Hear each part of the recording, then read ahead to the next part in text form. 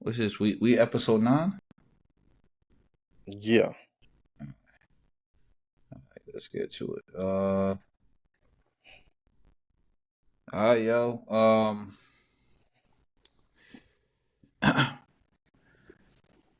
right, y'all. Welcome to another episode of the I Hate This Industry podcast. No, I hated that intro. Hold on. All right. Welcome to the I Hate This Industry podcast. I am your humble and handsome host, Stephen Almeida. This is my good brother, the co-host, Darryl Reese Jr., the architect of the Go Print, the mastermind, the genius, man. What's good, brother? Yes, indeed, man. How you feeling, man? What's good with I'm good, bro. I'm tired. It's episode 9. It's 2025. Trump about to be in office. I'm chilling, man. you? Few more days, man. Few more A days to the few more inauguration. days, Few man. more days, man. Few more How you days. feeling, The man? more it creeps up, like the more it comes, I think it's kind of gonna be more of the same as like we seen before. Like I feel like that. It's just social media is deeper, like it's more bigger, but I think everything else is gonna be more than the same. What you mean? As it's been like with the past years, or like how it was when he was in office last time? Yeah, how he was in office last time. Yeah, me too. I think honestly, I don't think it's gonna be as bad as people think it's gonna be. Um, well, some people think it's gonna be great. I don't think it's gonna be as bad as people think it's gonna be. I don't think it's gonna be. I think at the end of the day, it's on the people. I think I said that last time when we talked about it. It's on the people. Like you got to get to it, man. No matter who's in president, no matter who's in that office, you got to figure it out. You got to do it. You got to figure out your life. You got to figure out what's going on. Is and making him the villain is not going to change. It's not going to help your situation out and make you any put you in a better Indeed, that. position. So yeah, I think we're gonna be all right, man. The people are resilient, man. We resilient people. America is a lot of resilience, man. A lot of people who know how to rise up, man, and make it out the struggle or make it through the struggle. Um, yeah, I do want to start off by saying, man, a lot of love and prayers to LA, man. It's really bad out there. Absolutely. Those Sending many prayers to those out there. Yo, that fire is that's I saw a fire tornado, bro. Damn. Like a fire tornado, and I'm just like, nah. And did you hear? Clearly, you've heard about it, but did you hear about all the politics behind it? Like how the mayor Oh, cut I like heard a little bit funding. about. Yeah, I heard a little bit about the fire chief. I heard about the funding part and things like that. I did hear a little bit about that. I got to dive deep into that, but I have heard about that. And how Trump was on when Trump was on Joe Rogan's podcast, he was talking about that and talking and critiquing that whole situation of them cutting funding and all that. So it was very sad to see that what he predicted actually happened. Um, Hopefully they get it together, man. I don't know whose fault it is. I know there's a lot of blame going around. I don't know whose fault it is, and maybe now it's not the time to be blaming people. Um, those people need help, man, and I hope they get those fires under control. It's looking Oh it, yeah, absolutely, it's man. looking like hell on earth out there, man. Yeah, it's Um, looking crazy. yeah, but what's good with you, bro? How's the beginning of the year been? Man, it's been all right, man. Just gearing up for this film as far as editing and releasing. Like we are still in post production. We're gonna be in post production for a good minute. And I know we're gonna touch on it more about that process. But man, this is my first big production. Well, not big production. This is my first real short film production. Like I've done 2 short films before, but this is my first time with like a cast and crew and things like that. So the editing process and putting clips together, matching the clips, syncing the clips, like you know about this, like we've been going through this back and forth with it. Yeah, And that's really been it, man. Just gearing up for some client work, gearing up for this pod, the film. the album. And man, it's looking exciting, man. It's looking exciting. Yeah, man. Well, so what? That is it's good to start off like that. What we got in store for the people in 2025 with the podcast? Oh man, consistency one.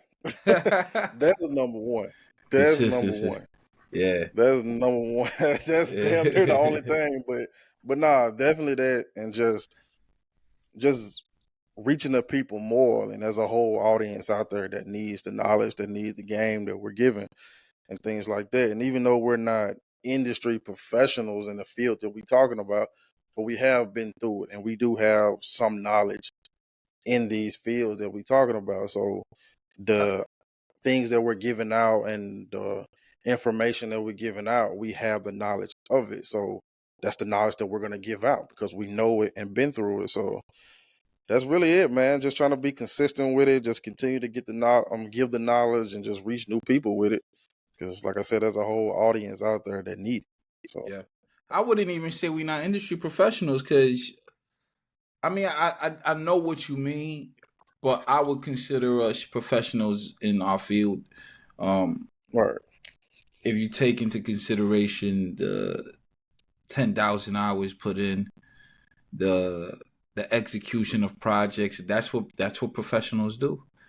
I feel like yeah, I get it because people consider it like you have to work for a corporate business, you have to work for all that to that's how people consider it. But having your own business and running your race in this industry, that's you a professional because you if you executing on a professional level, you a professional in this field.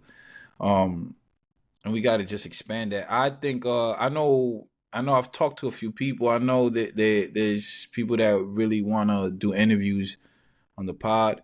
So I mhm, definitely foresee I foresee that in the near future for this. We're gonna just having some guests doing some interviews. absolutely, That's something I really want to absolutely, do. Consistency for sure. I want to just more clips, more stuff. And something that I know we talked about it earlier on. I think we could follow through with it depending within the next few episodes. I do want to put together the house rules book for the I Hate This Industry podcast. Something that highlights the tips and tricks right. that we brought upon, that we brought into the podcast. I know we stopped for a little bit, but we're bringing that back and just collecting that and giving people a breakdown of those tips and tricks and expanding on them in a book. Um, that's something I want people to look forward to, man. Something I want to look forward to working on. Um, Oh yeah, definitely that. and expanding the brand, man. Getting some merch. We need some merch out this year too. Oh yeah, I gotta have that. We need some merch out. Yeah, I Um, was thinking about that the other day with the film. Like I got it on the website. It's just I haven't promoted it yet, so yeah, definitely gotta get that. yeah, more content, man. The podcast is going, and I'll tell you something that I noticed, man. I noticed when the consistency stopped, the numbers dropped. Right. Um, Yeah. which I want people who are listening to understand. As, yo, I tell you, we give you the game because we go through it. We going through it. Uh, as with all things, things happen. The consistency falters. You got the holidays. You got personal shit coming in. Being consistent with this thing could be difficult when your time isn't completely available just for this, or when this isn't the crux of what you do. Kind of, or if you're not building. Both me and Darryl got many aspects to our life, so it's not. Sometimes it's hard to line it up, especially with so much going on. But I want y'all to see that in being completely transparent. When we were consistent, the numbers were the numbers were higher than what they are now as far as podcast downloads. Um, and maybe the reels still do pretty okay on IG. Um, but the as far as the downloads go, I there's been a decline in that, and it's because of the consistency. When you lack the consistency, it affects the algorithm. It affects, people stop checking for it if they were checking for it before. So let that be a lesson, man, to everybody who out there creating something or producing something or putting out content. That consistency is important. That shit a motherfucker. We going through it. So right now it's navigating that storm to generate that, to get those numbers back up. And it's simple. It was a lack of consistency. Very simple problem. And the solution is, I guess, simple too. Oh yeah, but guess what? We back. We back. We bite. We back. We back. Yeah, we back. More aggressive. Nah. I'm a little more aggressive. I'm more stoic these days. I'll be honest. I'm more Oh yeah, stoic man. these days. I Cause I don't came really. in I came into the new year like I know last year I did a vision board and like I had all these goals written out and things like that. And this year I had a lot of goals written out. Yeah.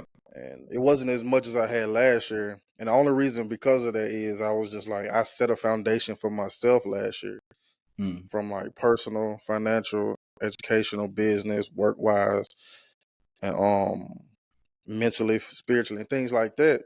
And I set that foundation. And so it basically rolled over to this year. So I'm Yeah. just building on that foundation. I'm laying a brick. I'm laying a brick each day. And I have my goals, but they are kind of in line with the same goals I had last year as far as things that I had when I'm trying to accomplish in business, things like that. So it basically just me adding bricks and bricks and bricks. So I'm still working on the same house. I'm not going to a different house every year, every year, every year. Like I'm still Yeah. working on the same house because the house that I'm working on is not built. And once it's fully built, then maybe I can still go on to that house. But even when it's completely built, I still got more land to conquer. I still got more land around it to build. So Yep. that's Yeah. where we at with it. I feel that's why it's important to lay those foundations, man. It's important to lay those foundations. I feel you on that. I haven't really. I got notes. I've done my notes about like my goals and all that. I usually make a vision, but I'm actually staring at my last year vision board right now because I have it hanging on my door, on the studio Right. door. So it's like I put it there that way because where I sit at my desk, I can always look at it. You know what I mean? Oh On yeah. top of the whiteboards, I got two whiteboards on the wall, and I got a third one that I'm setting up in the main in like in the main part of the apartment. Um, and I got my money challenge, my 52-week money challenge. I got that on the wall. I got affirmations on the wall. This is consistent, guys. This is all consistent with how to rewire your brain for success and for accomplishing things. You like I'm a visual guy. I need to see it. I need to see. I need to read the words. Right across from me is never give up. I need to see that. That's how it keep me focused. Absolutely. But I got my notes for the goals. I haven't done the vision board yet, which I will. I'm gonna dedicate a whole whiteboard to it. But that foundation is true. I feel you. Not true. Like I understand what you're saying. Because last year was a big year for me. It is like a lot went on last year, but I had to focus on. I want to get to this. Even with my creative space, I had a goal of getting my studio to a space where I wanted to be. I had a goal of getting my financial income to a place where I wanted it to be. I had a goal of getting my car. I had a goal of doing all these things, and I was able to accomplish all that. Crazy, because when I think about it, it's so much I got done in 12 months. And if I won't tell the story of my year, but it just a lot Right. happened to have to still be able to get done all of these things in 12 months. 12 months isn't a long time. It's a long time, but it's not a long time because they fly Right. by. Yeah. So the fact that I did all of that as I come into the new year, it's like, damn, it's exactly what you're saying. Now it's adding things. It's like even let's say the House Rules podcast is on episode 10, which is it's a part of my book, the book, and that's how I keep the book alive and promoting the book and whatever I'm doing with that. Still having that podcast going, I'm like, damn man, even though it's 10 episodes, it's like I've consistently done it for 10 episodes. Like it don't sound like much, but it's you see how consistency is hard to keep sometimes. doing that, it's just like the fact that I still have it as I build on it is like, okay, this is gonna evolve into something else. Um, the fact that I still keep it alive keeps me going, keeps those opportunities coming, keeps all of that open. And now actually I get a lot of traction with that. Like I get people hitting me up and all the time and telling me, yo, they appreciate this, they like that. So it's like those things keep the water running, keep you going. Right. But you Yeah. don't ever get there if you don't start that foundation build. Yo, this it would be crazy. Like how I did the podcast before was from a small desk. I made a goal to get the desk I wanted, made a goal to get the kind of the set that I wanted, all of that. Um and to be able to start the year off and go, damn, I don't have to work on those things anymore. Like I've already accomplished that. Now let me add on to it. Absolutely. Your It, foundation is set. it's set at least a good a nice portion of it, as because it's still things even with writing the book 2 years ago. I remember that being such a big goal for me at that time, and I pushed to get it done in that time frame. And getting it done, I was like, shit, I have a book, and now I have the podcast that accompanies the book, and all these other things that I'm working to do around that. It's because I got that one part done. So it's like it's so important, man. So important, guys, to lay that foundation and don't get Oh yeah. discouraged. I got the book right behind me. Oh my God, bro, my God, yeah, I got one right here for the people. What Let was me it? Right here. for the people. Absolutely. Go cop that, man. It's good Yes, shit. I'm indeed. not gonna lie. I wrote it. I'm not gonna lie. As I continue to go through things and continue to take on new projects and all that, and as I do the podcast, because the podcast. So real quick, not to navigate from things. The book is good, man. I love it. Again, my first attempt at making at putting out a self help book, but the podcast is really in a quick fashion for 5 minutes for people who can't read. I break down the rules there. Is it's more relatable for it's easier to consume, and I feel like I should have the way I'm doing the podcast. I should have wrote the book, but that's how things evolve. Now I know for the next one how I know how to write it, but Absolutely. as I approach things now and get it in accomplishing things, I lean on those rules so much, man. I'm reading another book where they say the same thing almost word for word that I said in my book, and I'm like, that's crazy. So it's I'm like I'm reading another book to get information to help me. I read a lot of self help books. I'm reading a book to get some information from it, and the information they give it is the same information I put in my book, and I'm like, all right, fuck it. I'm here then. I'm not. At least I'm in the right track because if I'm the guy who wrote that book searching for information to get help or to help understand things, and they're giving me the same information. I'm like, it's like okay, so I'm in this realm of what I'm talking about, and so it's a dope. It's dope, man. I lean on that book a lot, guys, for creative for as I create things and build things. And I'm not Oh just yeah, tooting man. my own That's a horn, beautiful my thing. horn. Oh no, that's um, good, bro. That's good. yeah, man. Yo, we were just talking about this before the pod, so let me get it. I know, yo, when I started in media and entertainment, I had a passion. My passion was music and media. I love music and media. I love entertainment. I love film, but music, man. I started as an artist, then worked with artists, managing artists, then A&R and just being an overall producer when it came to music. And I've seen the industry change so much since I was a kid till now, and even when I studied the industry before me, uh, when I took those courses at NYU and at the Clyde Davis Institute, they had part of that music essentials program was the history of music in the industry. So I got an insight. I got to look at what that was like and was able to study that. And I look at the climate of the music industry today, man. And it, do you think the it's lucrative for up and coming artists to enter the music industry today? given the changing climate, the ever changing climate of the industry today, because it never stays in one place. It literally changes like week to week. Um, do you think is like a lucrative environment for up and coming artists that don't, I don't want to say that don't understand the business and who, because a big part of the music industry now always has been is the business, but a lot of it's fueled by passion and artists who are passionate about their craft and their art. And not saying that doesn't have a place today. I just feel like today it is it's easier to get on and easier to create opportunities. I feel like it's it's tougher to just come out and do music and not be Right. a brand, not be a product, not be a, and some, the reality is that some people, some creators, some artists are just not cut out for that. And you don't have the A&Rs like you did before. You know, you don't got like these people at these labels anymore that are just helping guide artists through the industry. That was what an A&R did, was guide you through the industry.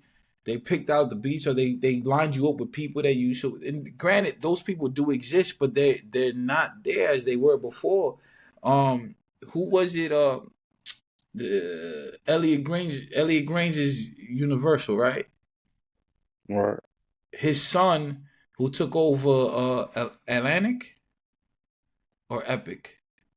I can't fuck. I think it's I can't Atlantic. even remember. It it was wasn't one of them. I Epic. can't even I remember. don't think it was Epic. I think it was Atlantic. Wherever Cardi B's at Atlantic, right? Yeah, Carter B is Sh- Atlantic sh- One. Yeah. So he took over Atlantic and he cleaned house. He fired, man, to fire legends in this industry is insane, right? He got rid of everybody. He got rid of so many people and restructured the company, right? I'll give you a good example of something. Ice Spice. So Elliot Granger's son, I wish I remember his name, but Elliot Granger's son, Elliot he Grange, I think. I think his name Elliot. his name is Elliot. Isn't that I the think dude who so. runs? No, who runs Universal? Lucian. Lucian. So I'm confusing. My bad, y'all. Lu, Lucian Grange. Lucian runs Universal. His son is Elliot, right? I think so. Yeah, yeah. Elliot had Elliot owned the independent label that signed. He was the guy behind 6ix9ine, Trippy Red, and then he signed Ice Spice. I want everybody understand this is where Ice Spice comes from. Y'all know how I feel about Ice Spice. This is an Ice Spice podcast. Y'all know how I feel about Ice Spice, man. Um, she just dropped the deluxe too. Five. The deluxe Ice Spice dropping a deluxe is crazy. Who? All right, never mind. If you listening to a whole Ice Spice album, Look at you. yeah. But so Ellie is the guy behind Ice signing Ice Spice in her and the majority of her career up to this point, right? And we seen all the money that got dumped, and we seen all the money got dumped into her. We saw all the looks that she got, the placements that she got. Amazing, for the right thing to do with an artist like that, right? Uh, Elliot gets the position at Atlantic. It shifts. So you got to understand, Atlantic was in the red. They were so in the red that they weren't dumping money into artists, right? Most of their artists were sitting on the shelf. They weren't. They just weren't active. You had Cardi B, who hasn't put out music. She puts out music here and there, but no real money was being pumped into that. And you can see that with a lot of acts over there. Remember, Atlantic has rock acts. They have tons of acts. Money just wasn't being fluctuated into these artists, into these acts, into these brands, or however you wanna phrase it. So they here comes Elliot, cleans house, uh, and he sets up a new team, and now you know what starts. It's gonna start to happen. The money is gonna start to roll over there. So you're gonna see new things happen, and people get pushed out. But you know what happens now? There's nobody to run the independent label that he owned, right? I forgot what it's called. There's nobody to run that, and I'll show you how 10K stacks or something, 10K, something like yeah, that. and you're gonna see. And I say that to for you for those who pay attention. you can see the decline in Ice Spice's career. I'm only using her as an example here, right? Because when Elliot was running 10K, the money was flowing and she was moving around. She was getting all the looks. When Elliot went over to Atlantic, there's been a decline in her career. There's been a decline in her likability. There's been a decline in because it's that he's not at the helm of that ship anymore. So there's no way to pump money or make those decisions. I mean, you probably have somebody else who's in that place. I don't know. I have not looked into 10K. Besides that, but what I do know is that it doesn't. Trippy Red is an anomaly because he kind of has a cult following, so he could kind of do what he, people going. He's not that big of a following, but he has a cult fan base. So he as long as he puts out product and music and all that, he can sell to that cult fan base, and he'll generate some type of motion. Ice Spice is a Right. commercial Yep. product, right? So you have to market and sell it at a commercial level. It needs commercial attention. She stopped getting that, and if y'all the numbers she sold like 4,000 units. Like it is the look isn't there no more. You don't see her as much as you used to see her. Like, granted, that's because she took Ozempic and now she's so you don't see her as much. But y'all know what I mean. So I say all of that to say that is the music industry today. How fast that changed. That is the climate, the atmosphere that we're dealing with in the music industry. Not to mention uh releasing music on IG where you're probably gonna make no money, probably very little money. How the are streaming really profitable in the long term? Maybe yes, but is it streaming really? Can you survive off streaming if you're an upcoming artist? Um, you know what I mean? It's all these different elements. Shows. Can you generate shows? How can you get bookings? You have to go through corporations because Live Nation owns everything, and Live Nation and Ticket. Like all these backdoor Right. things that are happening. Um, that's the climate and the atmosphere. So it's like,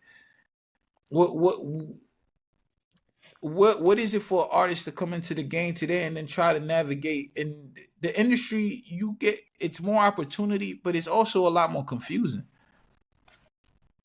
Right. I mean, yeah. Yeah. You hit it on the nail with that one. Like, we live in a generation to where we jump in the water first.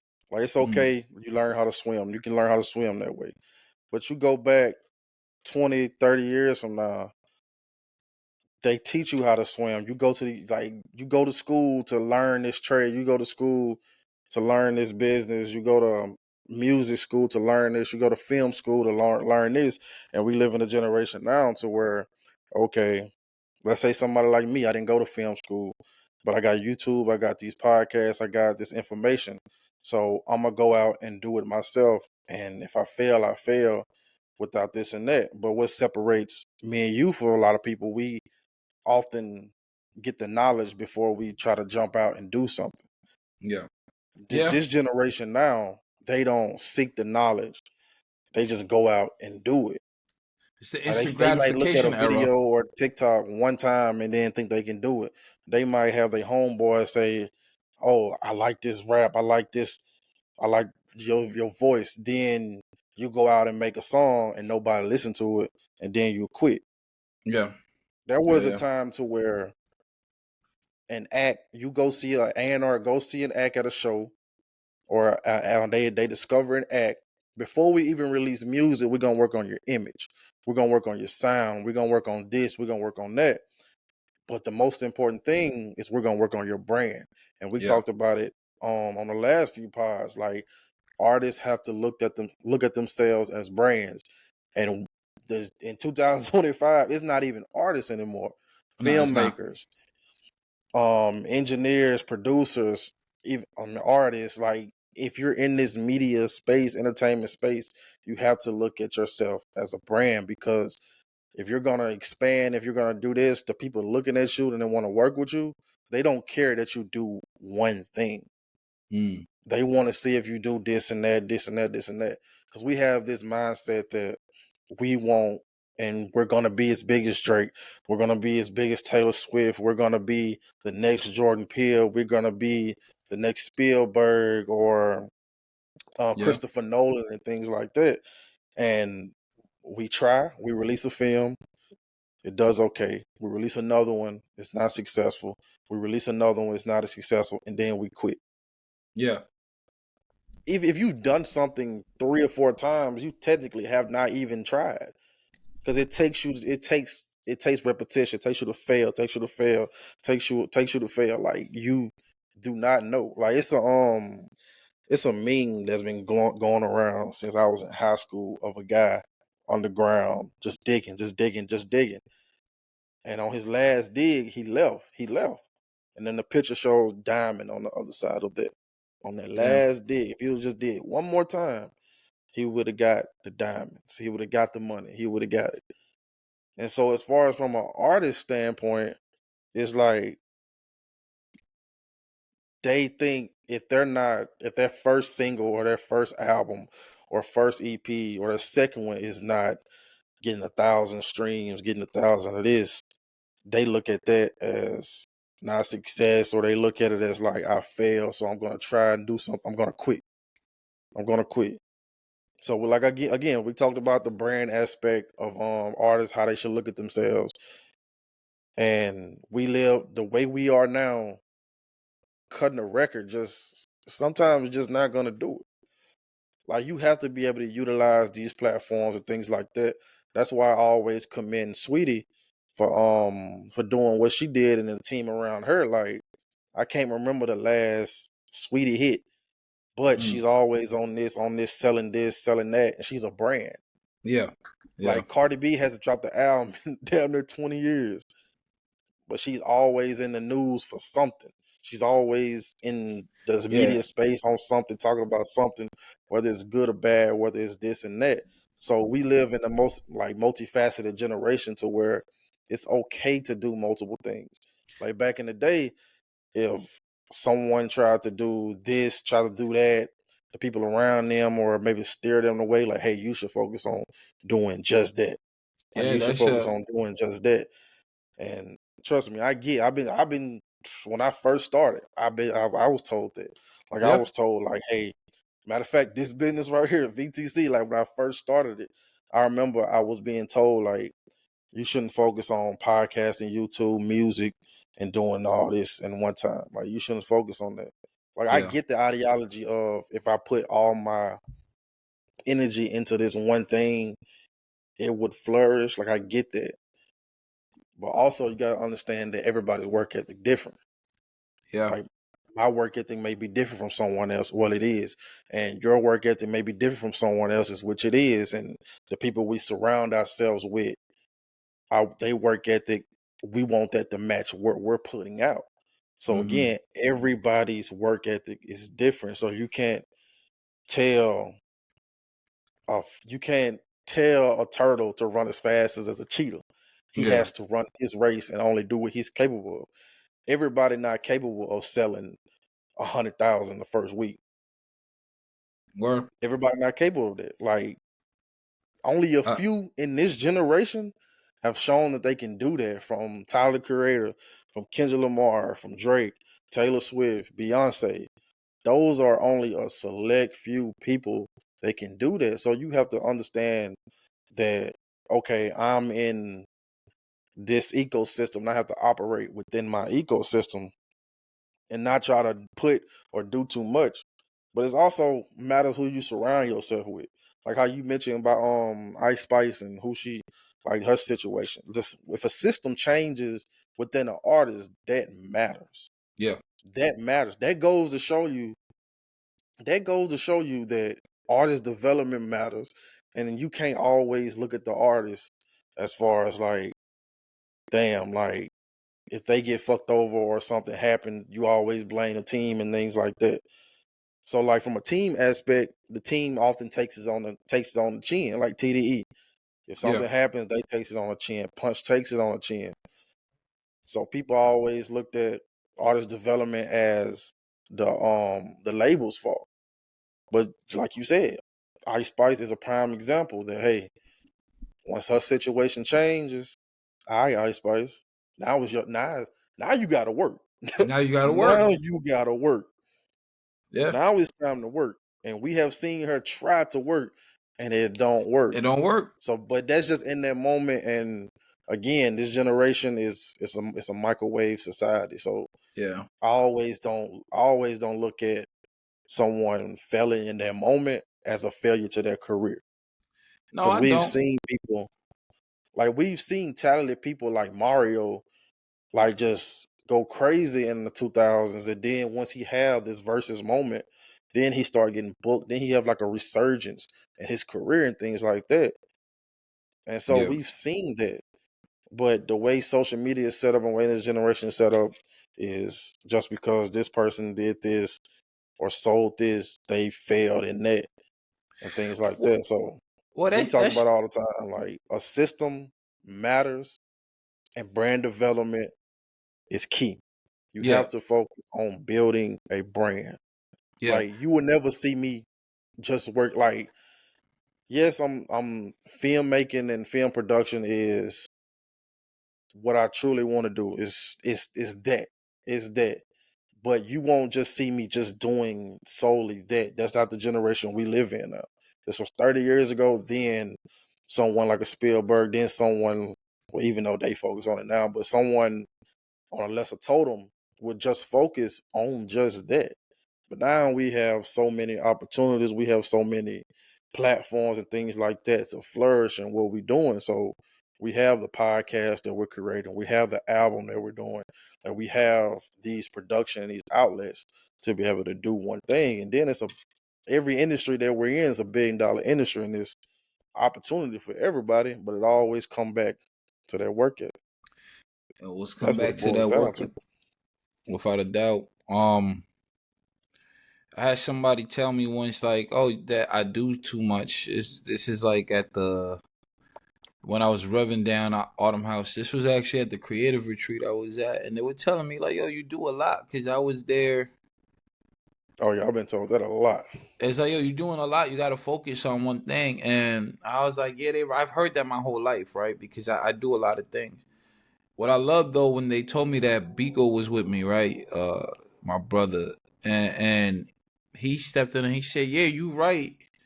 He should focus on one thing because he's part of my ecosystem as well." And he goes, he's like, "Yeah, you're right." He goes, "That works for some people." He's like, "But if you can do more, why not?" And when he said that, I was like, "Damn, yo, he hit it right on the head." Because at that point in my life, I was not. Like I said, I've heard it my whole life, and it always makes me question myself because it's like, man, maybe I haven't got to where I want to go in this field because I'm doing too much. But why not if you can do? Because everybody's not built like you said. Everybody's not built like you. Everybody don't work like you. So it's like I should just focus on this because I know if I put all my attention and everything into this, I can make something from that. But I want to do so much. It's not just a matter of, it's like I want to do it all. I want to, if I wasn't multifaceted and had that kind of drive, I would have never put out the book. I've put out records. I've put out my own personal records. I got records out. Those were goals of mine to make music that I could put out and people received it. I don't look at the streams too much, but when I look at the streams, they up there in the thousands. So it's like, yo, somebody listening to it. I appreciate that because it means it's being heard. And if I never created it, would it have been heard? I have music that I used to drop on SoundCloud, and I had one person hit me up and tell me, yo, I was going through a lot. I was being, they were having thoughts of suicide and all that. And they said this record I had with my brother Lamar Hart, called Comfortable. And he said, yo, that record got me through those tough times. Like, I never got to sell a record, you know? It's moments like that that is why I've even made music, is to connect with people. So that moment alone ju- justify me ever creating a record. Whether I'd stopped at that moment or I clearly continued on after that, but that moment alone was enough. I was fulfilled from that moment. Now, what I try to do professionally and like to is something else, but that moment as a creative was enough. And I doing that Same thing. I've shot and directed videos, my own videos, other people's videos, clients' videos. Doing that, I've worked on short films, wrote short films. I wrote a book, writing novels, doing all these different things. It because I love it. I'm passionate about it, and I can. At the end of the day, I still got the Yep. will to do it. It's different. I'm not forcing myself. It's all. It's yo. I be tired. I got long days, man. I got a family. I got a job. I'm still kicking out. Like I'm still doing shit at the end of my days. Whether I dedicate 2 hours, 3 hours to it at the end of my day, I'm still doing it. Writing a page a day, writing something, doing podding, doing this pod, doing my other pod, writing down ideas. Right, like I'm still going, and it's because I feel a will to do it. I feel called to do it. There's something that's driving me. That's not just a. That's not, I can't explain it logistically because logistically it don't make sense. You know, but th- there's passion and purpose. You know what I mean? The two can meet together. Um, there's also different elements in both of them. Everything you're passionate about isn't going to be your purpose. Everything that things that are your purpose might not be what you're passionate about. They meet at times, but when you could decipher that and be able to balance both of those things, I think you find a sense of peace, and you find a sense of drive that it's not always there.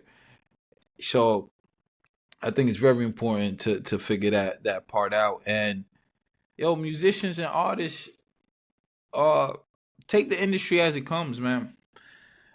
I personally, I won't say I'm somebody. I don't care about the music industry. I love music. I love the music industry. I'm not so passionate about the music industry as I once was. I love it, and I probably if the right. You said it best, man. It takes inspiration. So if I'm inspired, I'll be moved. Until that time is, I don't see myself just jumping into anything until it connects with me spiritually. And right now that's very difficult to do because y'all suck. So it's like, nah. Nah, that's some very talented people out there. I it just gotta move me, man. And there's a lot of other things that I'm passionate about, man. A lot of other things that I feel like it's gonna come into fruition. And this, what's important, man. See, I tell you, I made music because I had something to say. It's a message. I wanted to connect with people how I saw the world. When you can find different mediums for that, I think that's unique. I think that's special, and I think that's willing, and that's something that should be explored. I found a way to connect vision and message through film. I found a way to connect vision and message through books. I found a way to through different forms of content, through different forms of creativity. Um, that's something I saw with you. I saw you start off having this idea, and I remember with the irony of you wearing that hoodie, man. I remember that. I remember that era, man. I remember you in that space, man. I remember how passionate you were about VTC, man. And it was ill because it reminded me of me. Like, damn, man, it's like that shit. That when you got that fire going, it's like, and you had all these different things that came from VTC, where it was like the gaming, the sports. You had all this vision, all these different things you wanted to connect. And to see you now, you still the message is the same in a way. Maybe you've added to it, maybe that, but you found different mediums to do it, and you learned what worked, what didn't work, or you're learning what worked, what didn't work. You put a focus on the things that were working. You're trying new things. You're exploring all those things, but you're still connecting with the like. Even if you don't know what VTC is, Go Print. It's the same messages there. People who know You know know. what's? Those who don't don't. Oh yeah. You know what's But yeah, man, it's funny. We that you said something about VTC. It's I had a thought a while back, and I think I just came to the conclusion on that thought, and I'm glad you mentioned it because a long time ago, not even a long time ago, like early last year, right? Yeah. I was like, damn, I had this fire, this drive. I had this high energy. I was in college. I was like, damn, I had this like this level seeking knowledge, writing on my whiteboard every day. And I had just this fire inside me when I created VTC, my first business. And then like last year, I just sat down. I was just like, damn, I don't see that no more. Mm. Like I don't see that same fire. Like I don't see that same level of inspiration in that. And so I was just thinking like, but I got more knowledge. I'm doing much better things with what I'm doing in Gold Print. The the actions that I'm taking is moving the needle. Like it may not be going as fast as I wanted to, but I've came just in the present as far as I'm not satisfied, but like I'm in the present of how things are moving. Yeah. But then you said that about because I got it's a different point of view. Like when you Yeah. met me during that moment, and I just came to a realization that I have settled down as far as within my business. Yeah. I was not moving too fast, but you know when you excited, you starting a new venture, you're starting something new. It's like the honeymoon stage. It's like you're moving fast, you're moving at this speed and things like that. You're telling everybody about it, you're posting about it, you're excited about it. You're moving so fast, you making mistakes, but you just like I don't care. I'm just still moving. I'm still moving. Yeah. It's like I can give you an example. It's like when Flash first learned how to run. When he first got his powers, he couldn't control it. He couldn't control it. He was just doing all this and that. He was burning up his clothes. He was running over people. He was just running too fast. And that's how I looked at my VTC moment. But I'm looking at the present as in today, I've slowed down. I know how to control my powers. And so I still have that fire in me, but I don't necessarily just show it with this excitement and Yeah. things like that. Like the knowledge that I've accumulated over the years, I've applied it in the client productions. I've applied it with my films. I've applied it in the podcast. I applied it in this album and future things that we're working on and things like that.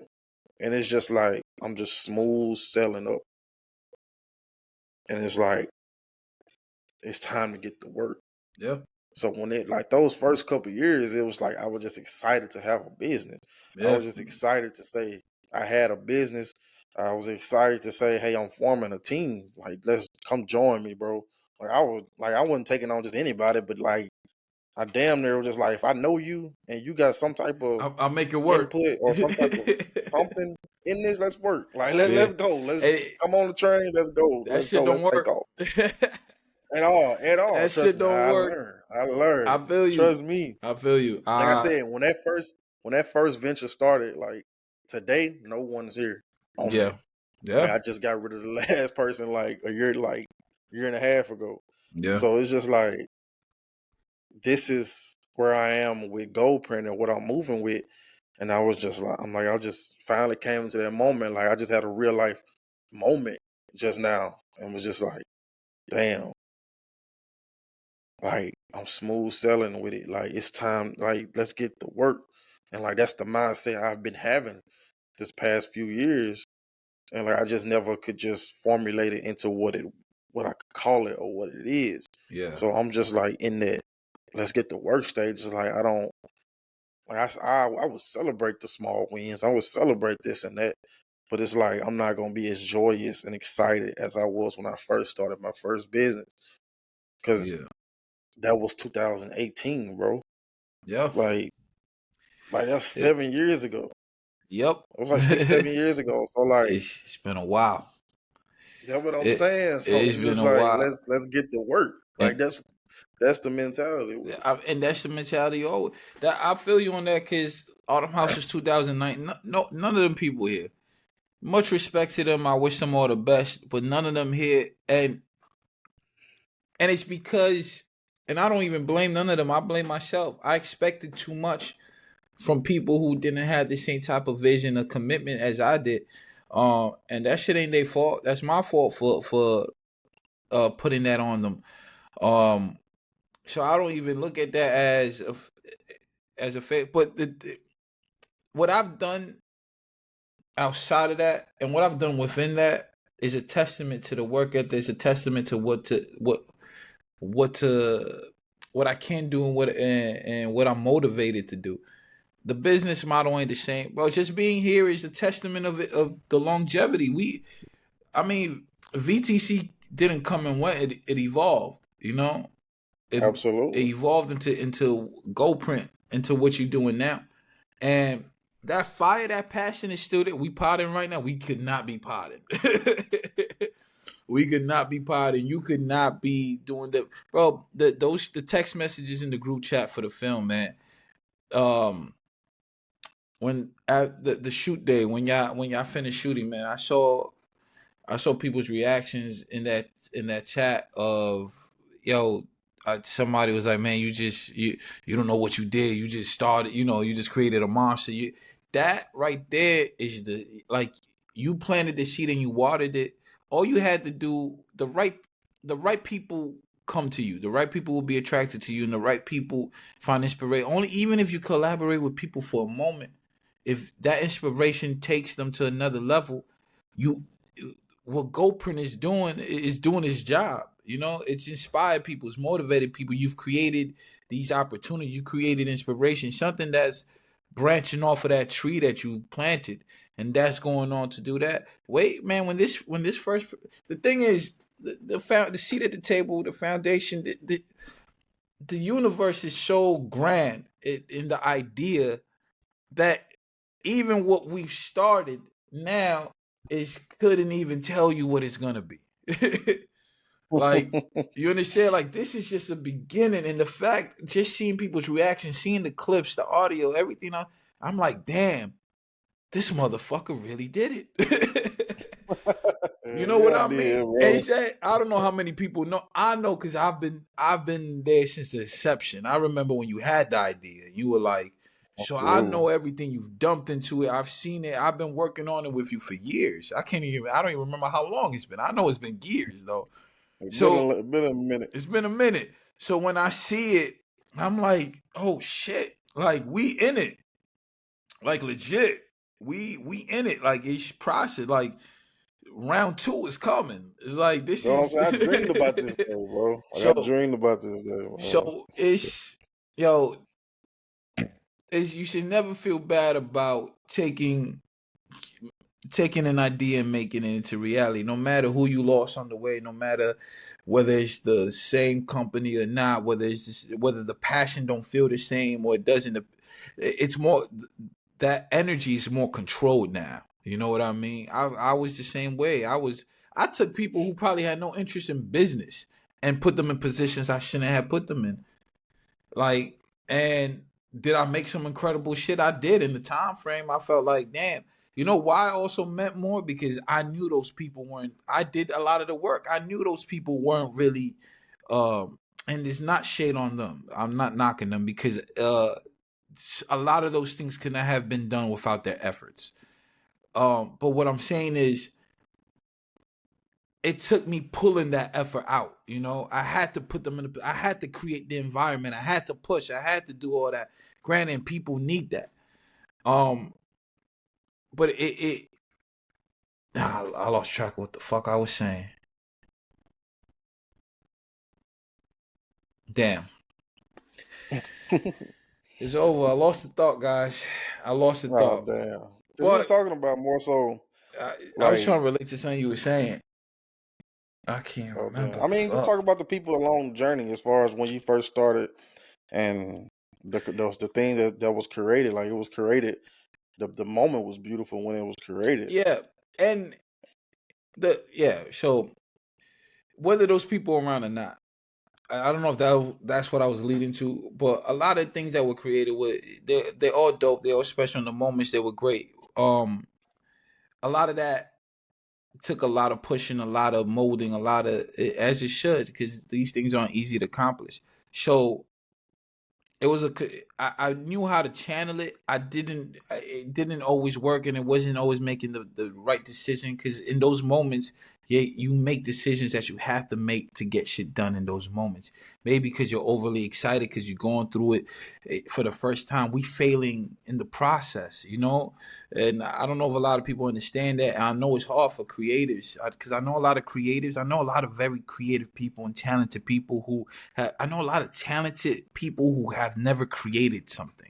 You know what I mean? I know people who raw talent, just talking. Oh, they got dreams and goals and all that, but don't know how to piece it together. So I tell them to read my book, but but they don't know how to piece it together.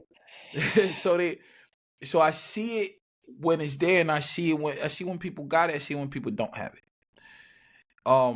So it takes a lot to do this thing, and I've learned not putting it there. Now when I work on something that's super controlled, like this pod, I can focus certain things on into it that it takes everything I've done and learned, and I could channel it into something with the book, with the things that I'm working on, future projects. I'm able to take all of that and channel it. I've worked on short films, did all that.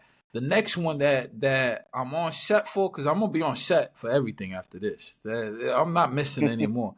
But anything I'm on set for, it how I'm gonna transform that environment is going take it to the next level, and not because I'm the greatest, but because I'm taking everything I've learned and applying it. I'm still failing, but I'm no longer failing like how I used to. You know, the things, but it took going through it. You know, you made 2 films before this one. You know what I Absolutely. If mean? you're So gonna it's fail, if you're gonna fail, fail forward. fail forward. So it yo, y'all gotta keep trying, man. You gotta keep going. This shit, nothing could have worked before. I wouldn't have stopped. Would I have been here? I'll tell you, Sean, about, and again, no shade towards people who I worked with in the past, man. I wish everybody the best. But I say this to stress how this thing isn't easy, right? Because a lot of the people I worked with in the past did not continue. Talented people, I'll say that. Talented people, work ethic when they applied it, great. Was the consistency there? No. Did they continue to do this thing after uh they left the company? They didn't. Maybe some tried, but did though, because it's hard to maintain this thing and do this thing. You have to more you have to love it, but you can't just love it. You have to develop it. You have to work it. You have to want to live this thing, breathe it, eat it. You know, like it's not And just as sometimes you gotta simple. be obsessed with it. You have to be obsessed with it, Most times. most times, because the Right. amount of things that don't go right sometimes outweigh the things that do go. See, you never see the failures. You never see them. You see what goes right. You see the things that get put out. You see that. You don't see the failures. You don't see all the shit that don't work because most of the time it don't come out. So just know this thing take a lot more than just passion. It take a lot more than just passion. It take a lot more than just loving it. It take blood, sweat, and tears to put this thing together. That's why when you see it now, it's at a better quality. It's at a better standard. It's at a better, like it's why you see it that Absolutely. way. Because it took us there, and it took all that shit that before that we happened. So I know we touched on it real quick, but the editing process, man, let's get I Yeah, know that's a crazy segue, I was but just gonna get into that and like just the making a movie yeah, yeah, and the editing process, and it's like the first phase and just syncing the clips and things like that, just me and you just going through that and just trying to find it. yeah, And it's basically just like a big learning curve. And then I was just like, this first big film with a cast, with a crew, like just locations, multiple locations. I'm just like, okay, we got what we got. And still maybe, well, not maybe, still a little bit of adding in and things like that I gotta do on my end. But it's a lot of learning curve and a lot of experience doing this. Like I know what to do and what not to do on the next one. And that's the yeah, beauty of filmmaking. That's the beauty about just creative endeavors or just any endeavors. Like if you're given a second chance at this, you now have the knowledge on what not to do and what to do. So Yes, that's sir. why the next few is like the next one's gonna be like a beautiful moment. And just the editing process, I'm just like, okay, I was putting clips, like I was had the clip sync. I was editing the clips, putting this clip on top of this clip. Okay, let's see how I like this reaction. And I was like, damn, this might be harder than I thought it was gonna be. And I was just like, okay, let me get in the mood, let me get in the groove. Then I started getting in the groove Yeah. with the John and Malachi scene. I was getting in the groove, and I was just like, okay, let's. I'm getting somewhere. I'm getting somewhere with this. Because again, the first two short films wasn't like this. It wasn't with another audio source as far as like the Sennheiser. It wasn't this level of quality. That wasn't this level of editing proxies and labeling folders and things like that. So this is very, very detailed. And I was just like, okay, we're getting somewhere with this. We're getting somewhere with this. And we still 10% in. And I was just like, yeah, this little 4-week thing I got and what I want to do with it is I don't think it's going. I'm gonna say it's gonna work out I because mean, it's like the first week I was like I want all the clips synced. I mm, got that done, that's the easy and part. right, that's the easy part. And so now it's just okay putting the clips together, and I was just like, okay, let's just see where we at with that. And then once I get those done, I send it off to you for sound design. And I was just like, okay. And let me watch some videos. Let me see what's going on. I reached out to this guy in LA. Excuse me if I'm forgetting your name, if I'm messing your name up, but Tawan Bozeman. Tawan Bozeman, I can't even think his name right now, so I'm top of my head. But yeah, like You know who he he is. has done multiple films. He has done multiple films and he has won multiple awards and things like that. So I was just like, I really want this guy to like just not just tell me everything he know, but like just pass on some level of knowledge to me because I know I can take if I'm interested in that field. If I take in the knowledge, I'm gonna apply it, especially if it's like in this moment and I'm in that moment of editing it. So he told me about some sync stuff that I sent to you, Yeah. and he was just telling me about some stuff a while back, and he sent me some stuff before I started filming because I sent him. I was like, hey man, can you give me some game, give me some knowledge and things like that, some tips. And he sent me this long paragraph on the film aspect and just from a director standpoint. And I really took that in and I really applied that to what I was doing. But I tell you what, man, you, you as a spectator of a sport, you won't know what it's like in a boxing ring until you get in it. Till you get in it. Like I'll tell you you, won't get in it. know what it's like till you get punched. Yeah, you know that And the my fault to cut you off, but the on the new episode of House Rules, the podcast for the new rule, the rule that of the week is or of the next episode is work wounded, right? And in it, I have a Michael Jordan quote, and I think I have a Michael Jordan quote in there. I got two of them, and one of them is sometimes you gotta get hit to know you in a fight, and absolutely. I mean, that's what it was. that's what it is. Like, cause when you out, yo, my thing was, you know what motivated me to start Autumn House. I had this saying I used to tell myself, and how I used to get myself like, okay, I'm gonna do this. It was, if you don't got a horse in the race, shut the fuck up. That was my thing. I had all these perspectives and all that, and I'm like, yo, I want to do this, I want to do that, but I ain't have a horse in the race.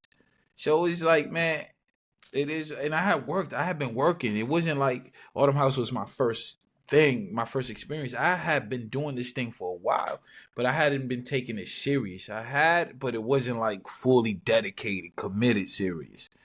And I saw it because when I committed to Autumn House, everything changed. So it's like you don't know till you in it. You don't know till you in that water swimming how you gonna do. You gonna sink or swim. So Oh yeah, yeah. That's the game, man. Like you never you gonna fail, yo. Fail forward, man. That's definitely Absolutely. a motif for this episode, man. Fail forward because you're gonna fail. There's One no way thousand around you percent. not failing. You always gonna look back at what you just did and see all the things you could have done differently. That's without a doubt. As a creative, as a director, as a filmmaker, as an artist, you always gonna see everything that you could have done differently and how you could enhance it because you never gonna as a creative, you never gonna stop thinking about what I should have done, what I could have did, man. What the equipment you should have used, you know what I mean? So but it's important to try, man. You got to shoot your shot. You going to only learn by going out on the field and working. Absolutely. And that's the mindset that I went into it. And I remember they asked Nipsey.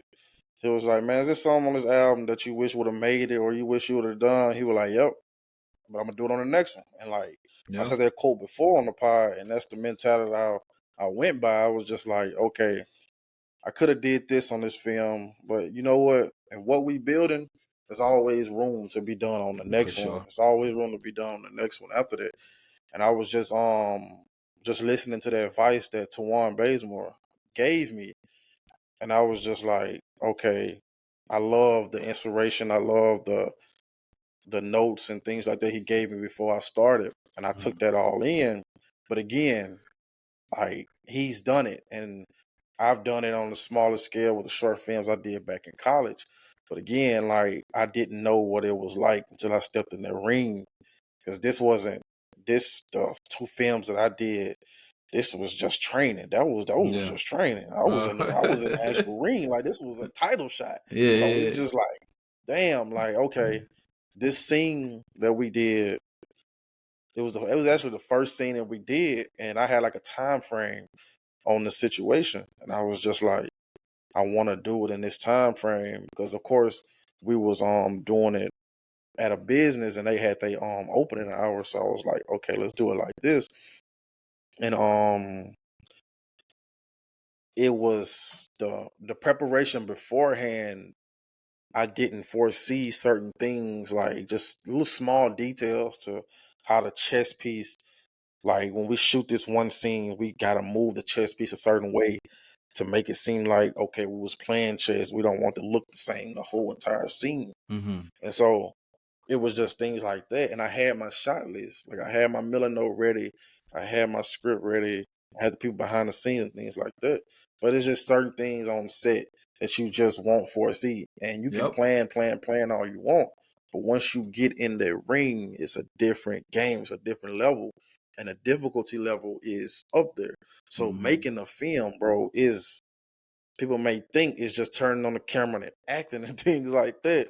I promise you, it's so much going into it that you need to know, from the settings to the camera to putting things in focus to how things sound, make sure someone's listening to the audio, make sure the clapper is syncing up, make sure things in that on top of make sure the lines are correct. Like, Mm-hmm. okay, how many shots do we need of this? Like, okay, we don't have the luxury of shooting this 4 times, then going looking at it on a laptop. Like, no, we are on a time constraint. So we have to trust that, okay, this is the shot that we got. And we have to move on to the next. Yeah.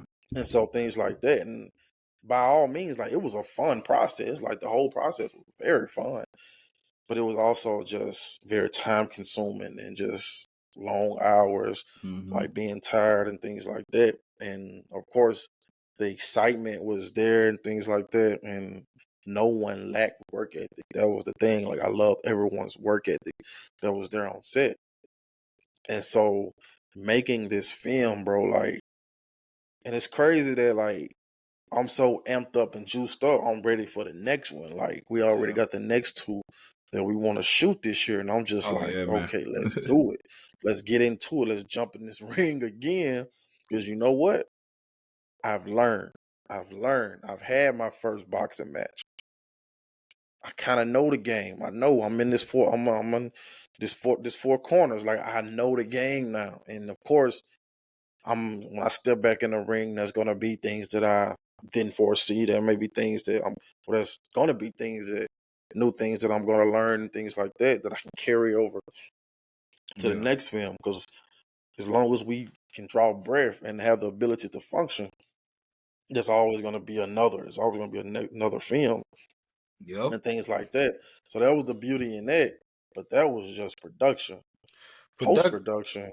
Post production is a beast, bro. It, That's it, that's that's Thanos, bro. That's Thanos with I, all 5 Infinity Stones. So when I like, now go. I was gonna say when I did Hostage. Hostage took us 2 years because I shot in multiple locations, but right, also we never, it's like something we took a break from. Editing took me even not longer, but it took me a long time. But I remember, and I didn't even have all the knowledge. I had what I had learned, but I had been studying, and then just kind of on the move. And I was there, and I did, man. Production of Hostage was insane. When I think back to it, Hostage, I love it, even with my editing, everything, because I did everything myself, and it's dope as fuck. But shooting that is some of the longest days I've had, and a lot of it was kind of on the fly, but I was really in production mode and director mode and all that. I had help. I had a basic team, but they were kind of just following my cues and doing everything. And I see all the. I didn't have external mics to pick up audio. I was just kind of just going using the camera audio. All things I look back and I could change, but when I look at the how I shot it and all that and how I pieced it together, and I'm like, damn, this is what 2 years of like kind of shooting and doing producing and the editing took. And man, it was so much work. But absolutely. everything I shot after that evolved because and that was a short film. That was 14. Yo, I'm gonna tell y'all right now, 14 minutes is a lot. Boy, that's Yeah, I have 50 no hours, idea. bro. 14 minutes is a lot. And I couldn't believe I did that. And granted, I've made films before, short films. Mostly documentaries or that was my bag, was documentaries back when I started doing media. So to do that with a music video and a short film was like, whoa. And to piece it together where I felt like it was good. It's a lot, and I had a team, but I didn't have like a team. I had people who helped me. But it was a lot, bro. We had fog machines. We did all that shit. We had it. It was so crazy. When I look back at it now, I'm like, damn. That's how I know. Even when I did the creative retreat, when I think about all these productions, I'm like, and it makes you reflect, and you go, yo, I really put together productions.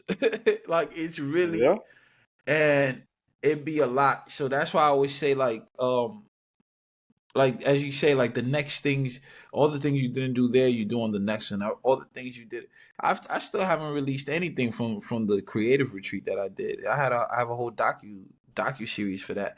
Um, it it's just it's so much.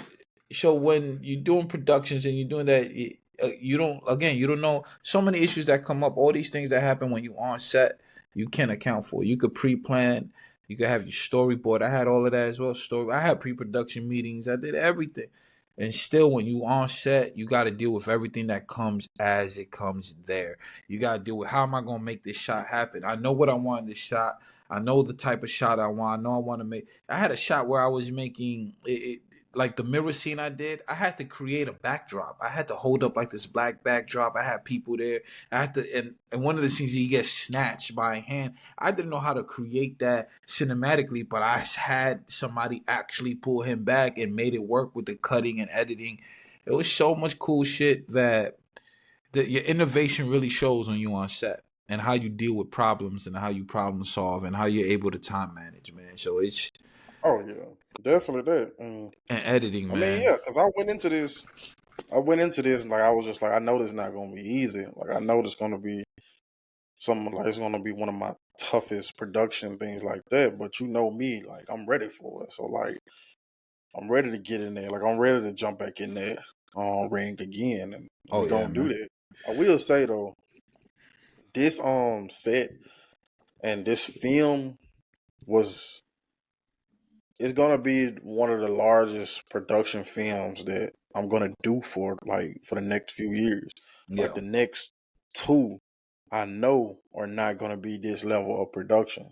Like Mm-hmm. the next two are gonna be at like 3 locations Mm-hmm. between like both films. So it's just like Well, you think the one you this just film, did was a higher production? Was a lot yeah, more this production? one is gonna be higher production than the next two. Oh, Cause okay. like this one had like multiple locations. This one had things like that I need to get done, and the next two are gonna be at like 1 or 2 locations. I know the next one is gonna be one location, and then the one after that is gonna be Wait, which one's the next? the invitation. Oh, yeah, yeah, because See, that's we, like we out a here we out here giving we out here giving yeah, yeah, exclusive yeah, shit. yeah, yeah. This might get cut though. This might get cut. But yeah, because that um, one is like I we'll feel, talk about it. yeah, yeah, yeah, yeah. Yeah, That because that one's kind of like a short. It's not like yeah, a. yeah. And then the other one is on Malachi's short film. So Oh yeah. Oh, that's right. That's right. I forgot. Okay. yeah, so them two are gonna be like way less I was gonna say because production. mine is gonna be a production. That's what I'm saying. Like that Vending one, and machine is then gonna be a production. that one and the one with the girl. Them two, Are gonna cause be like those are gonna be big, yeah, those two are gonna be yeah. big. I You got know. I got to prepare for them now. Yeah, I'm those are got a gonna be budget big. for them now. Vending So yeah. machine is gonna be. It's gonna be the good thing about vending machine. It is one location. Y'all getting some exclusive shit. We gonna decide we just leave this in or not. But Shit, if vending, they made it this far, then yeah, fuck it, they can have yeah, it. yeah. Granted, if you listen this far, you could definitely. Oh Vending yeah. machine is essentially one location. You good? Your shit cut off? Yeah, it was saying Uh, trying to reconnect. no, you good. It's connected. It shows on my end. All right, we good. Yeah, it was saying trying to reconnect. I think it's good now. Vending machine is multiple locations, but the crux of it happens in one location. So, but the production of it is gonna be up there because there's a lot going on. But that I want it like that. Like I'm not. That's honestly, I can't see it no other way. And how I want to, how I want us to like make it happen. I mean, I don't. I'm gonna get the budget for the funding to do everything. That's without a doubt. Because also I believe at that point we're gonna be in position to do that. So Oh yeah. whether or not but whether or not the business is right on the other end, either way, I know whether we dealing with corporate or private investors, we gonna make it happen. I fully believe that. Um, Oh yeah, definitely that. and it's to take it to the next. Also, because what I got planned for all the other things I'm working, all this shit got to line up. Because all in a way it's all connected because it in. I just that's I mean that's another conversation. But yeah, man. The Oh yeah. the What you want to touch on last, man? Before we head out of here. yeah. I don't know. Do you want to talk about movies and shows that for the year? I don't know if that's. I don't really have any. There's some stuff. I'm watching Silo right now. There's some I think Severance. I don't know if you heard of that show, but I don't really have anything I really Yeah, I want to have talk heard about. about it. I don't really got anything I really Yeah, want to talk I about. mean, the only thing I'm really just looking forward to this year. I mean, it's a list of stuff, but I know off the top of my head, it's really just Superman, bro. Like, Oh I've yeah, yeah. Superman looks grown. good. Superman looks The good. anticipation for that has grown. Like, and there's a few other shows I'm looking for. New season of Kingdom Business, and Yeah. I it's a few shows I'm looking I for. haven't watched From Squid Games. I heard it's good, but I know the third. They're already talking about the third season. oh damn, I just finished that today. Just finished the The season finale second, today. the second season. Oh yeah, it's leading right into the third Yeah, season. Like it I was just a haven't big watched it. I ass haven't watched cliffhanger. it, but I'm going to. I got to start. I started watching Silo because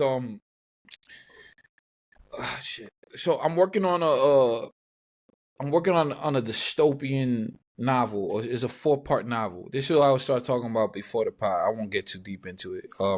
But I'm working on a novel. It's an idea I've had for years before I started Autumn House. I actually started Right. writing this idea before. Um, I had the idea like Autumn House came to me around the same time. So, but I had this concept. for this dystopian story, and it's dope. I won't give anything away from it, but over the years, I've been taking notes and writing on it. So I'm really into dystopian novels and dystopian films and TV shows. So I watch a lot of dystopian films. So I started watching Silo, which is really good as I'm studying dystopian filmmaking and series. Um, but that show is really, really, really good. Even though it's not a new show, it's an old show. Just to throw that out there. But what else? There's a bunch of there's stuff that I got. I'm not thinking of anything right now. I did want to I bring back the industry tips. Oh yeah. I was just gonna say, you want to finish it off with that? Yeah, I'm gonna get into that right now. Okay. All right, y'all. We're gonna get into the industry tips of the week.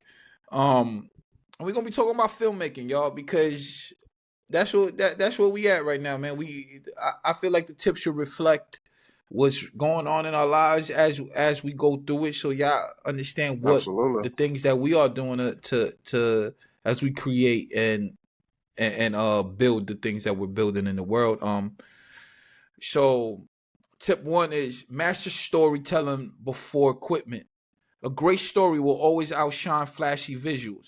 Focus on writing focus on writing compelling scripts, understanding character development, and mastering pacing. Remember, the emotional core of your film is what will resonate most with audiences, not just the camera you use. You want to go, or you want me to read through all of them?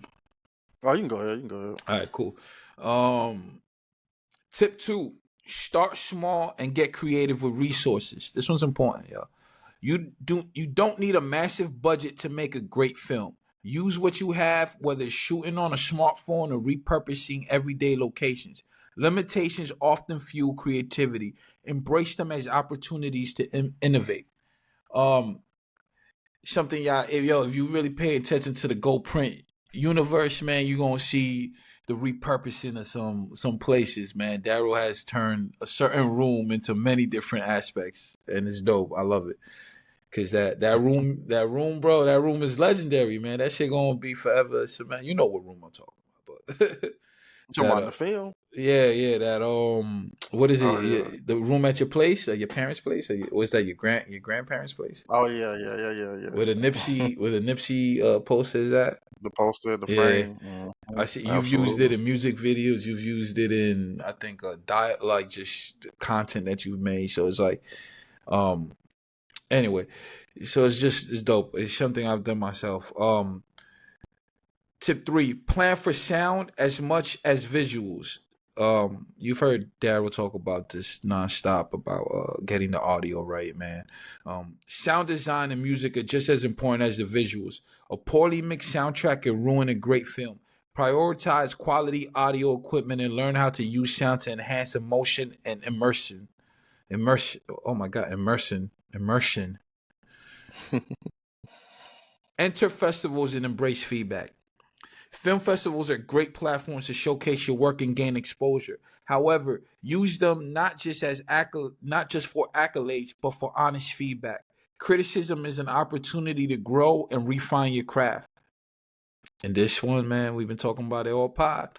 Stay consistent with content creation. Make short films, web series, or even vlogs to keep honing your skills and building your portfolio. Regular content keeps you sharp, grows your audience, and provides opportunities to experiment without the pressure of a big production. And most importantly, be patient and persistent. Filmmaking is a marathon, not a sprint. Success often comes after years of hard work, rejection, and learning. Stay committed, keep creating, and don't let setbacks derail your vision. Man, And there you have it. there's no need to expound on that because everything we talked about is right there in tips. Um, stay consistent, stay persistent, man. Create. Hone your skills, develop your skills, fail forward. These are key things, not just for filmmaking, for life, man. For accomplishing things, man. Accomplishing your goals, reaching your goals, for testing the waters. Go outside, y'all. Go outside.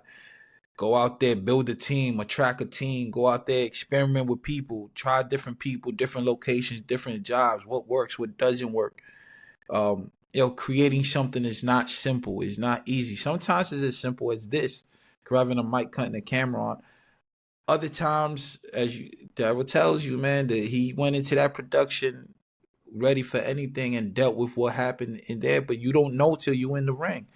So Absolutely. you have to take all those things, man, and just go outside, man. Go out in the world and create something special, man. Create something that hasn't been created. Absolutely, man. And I can touch on one thing about the industry tips as far as sound design, man. Mm-hmm. That was number one on my list Yeah, when I came into this, and I talked about it a lot. on a previous part. Like Yeah. I knew with the equipment that I had, it wasn't gonna get done. Like I had a lav mic and a camera mic hooked up to my camera, and I was just like, nah, it ain't gonna get done. Then I went to Amazon, seen like $100 mic, $200 mic, $300 mic. Well, like, nah, I ain't gonna get it done. Let me see if I can rent something industry standard. So that's when I found this company in New Orleans, Sound Hard. Went over there, got the Sennheiser MK860, and we got the job done. The film in its rawest form sounds amazing, Mm-hmm. but it still has so much work to do. And man, it's gonna sound beautiful when it's done. Like once Steve done editing it and enhancing it, it's gonna sound beautiful, man. I just say prioritize sound, man. Like the YouTubers, the filmmakers will tell you, like that is key in the production. Like we live in a society to where we can shoot on our phone, we can shoot 4K on our phone, we can go rent a camera, we can go get these cameras and have decent to good quality, but the audio out the camera is not always the best. And so once you enhance your quality through sound, it's gonna take your production level all the way up. Like when I mention quality, I don't talk about video quality. It's more so about storytelling, it's the sound and things like that. Like let's get that number one first before we even worry about what the image look like. So prioritize sound, be consistent in your approach, and man, if you're gonna fail, fail forward, and just yeah, salute. And That is what it is, man. Just seek the knowledge to and see the knowledge, apply it, man. and to tag on to that, uh, the budget, on the tips. I mentioned something about the budget resources. Um, you don't have to buy it. You can rent it. Absolutely. You can Please rent rent it. it. You know what I mean? Like you don't have to buy it, guys. You can rent it. You could. You know what? I tell you something we used to do back in the early Autumn House days, and back when I was running around with Zaki and Sofa. I'm gonna tell you a little secret, guys. He's a tip. He's a jewel, man. This ain't in the tips. This is getting game right now. Sidebar. We would buy when it came down to clothing. We bought clothing pieces, or we would buy it and return it. We just buy it for production and return that right next day. You know why? Because we just need it for this. We just creating the image. We just doing that. So remember that too. Absolutely. If you can't really afford it, but you can buy it for production and return it. It's a little that's a hack. You don't, if you can buy the camera piece, if you could buy that, you could buy that. If you the light you need, the mic you need, if you could buy it just for that production and then return it afterwards, you good. All right, y'all.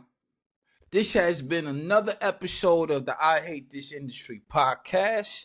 I am your humble and handsome host, Stephen Almeida, and that's my good brother, my co-host, the architect of the Go Print, the genius, man, Darryl Reese Jr. Yes, Um, indeed. thank y'all Yes, for tuning indeed. in. See y'all next time. Peace. Peace.